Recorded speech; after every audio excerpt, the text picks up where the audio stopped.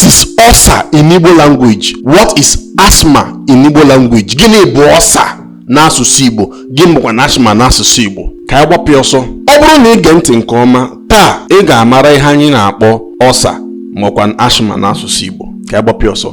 Ka anyị bidogodu na asthma. Gịnị bụ asthma n'asụsụ Igbo? Asthma nwere aha Igbo. Iji jụkwa asthma o nwere aha Igbo.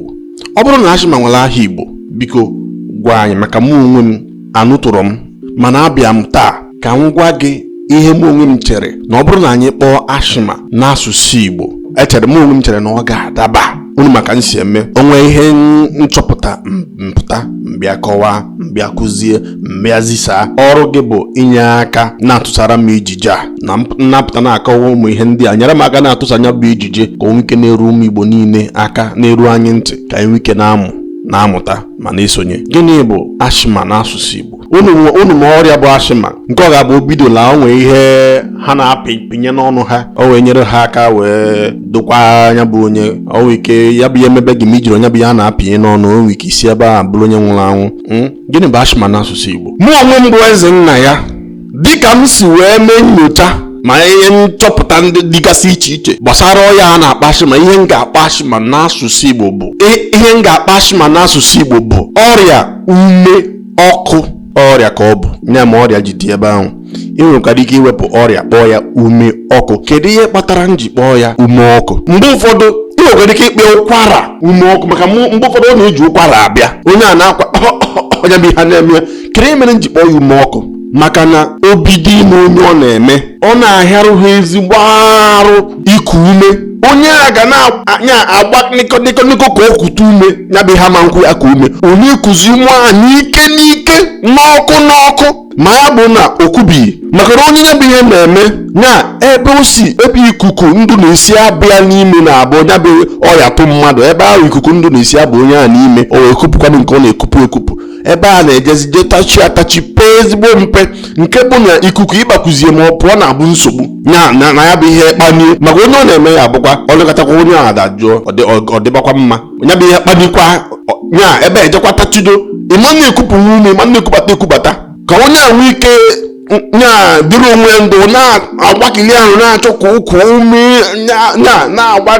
na-agbakiri ana, ikupụ ume ekupụ ụkwụ, ekubata ụkwụ. Onye a bụ ume ọkụ na-ekwu maka ya. Ebe a ka m si wee wepụta nwa ha nyere ya ume ọkụ, maọkwanụ ụkwara. Ume ọkụ dị nnọọ ezigbo mma, maka ọtụtụ mgbe ọ na-eji ụkwara abịakwarị, o bidola onye a na-akwa iku ume nsogbu.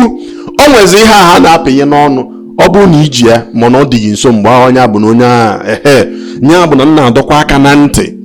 Ọ bụrụ na ọya asthma atụrụ gị, biko gbaa mbọ ebe ọbụla ị nọ, gbaa mbọ hụ na iji ya bụ ọgwụ n'aka.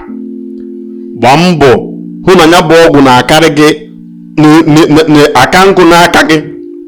Ya bụzi na ịpụ ewere gị igocharụ naanị otu, ijebe mgbe ọ gwụrụ ka ejekwa gbajuo ya bụ ọgwụ, ịbịakwa gbajuo echebekwa mgbe nke a gwụrụ.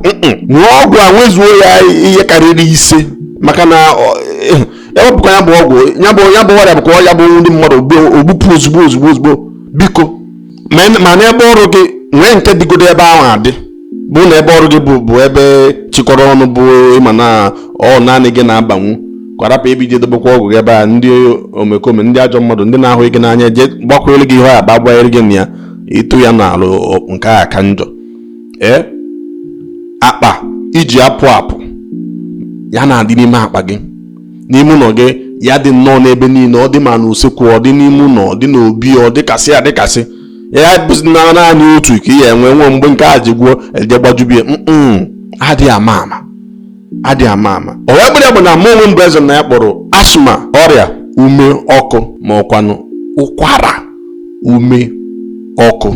Kedu ka o si daa gị na ntị? Kedu ka isi hụ ya? Kedu ka isi ghọta ya? Ị chere na ọ dabara adaba? Ị hụrụ ya ka aha anyị nwere ike iwebatakwa na Igbo anyị ọrịa na-aga karịa ịnọ akpị asthma mgbe niile? O doro anya. Kedu ka isi hụ ya bụ aha ọrịa ume ọkụ ma ọkwanụ ụkwara ume ọkụ? Ọ bụkwa na gị onwe gị nwe aha nke echere na ọ ga-aka daba, nyekwa anyị ya bụ aha, kwupụta ya n'ọdọ okwu. Anyị niile na-amụ onweghị onye bụ ọkachamara ihe m na-ekwu na-ekwusi ike. O nweghị onye bụ ọkachamara nke ihe wepụta ekụziri anyị ike baa uru ma ọka mma kasịa nke m na-ekwu ebe a. Ekene m unu. Ọzọ na-ese wee bụrụ gịnị bụ ọsa n'asụsụ Igbo. Gịnị bụ ọsa n'asụsụ Igbo? Ngwa chebiri ejije ọzọ m na-ewebata ebe a ka m ga-akọwa ihe bụ ọsa n'asụsụ Igbo. Ekene m unu. Tụsaranụ m ejije a ka o ruo m Igbo niile ntị ka anyị mụta godu nke a ekwu maka ya ugbu a wee na-echebiri ọsa. Ọ gaghị ete aka nwebatakwanya bụ ejije m na-akọwa maka ọsa.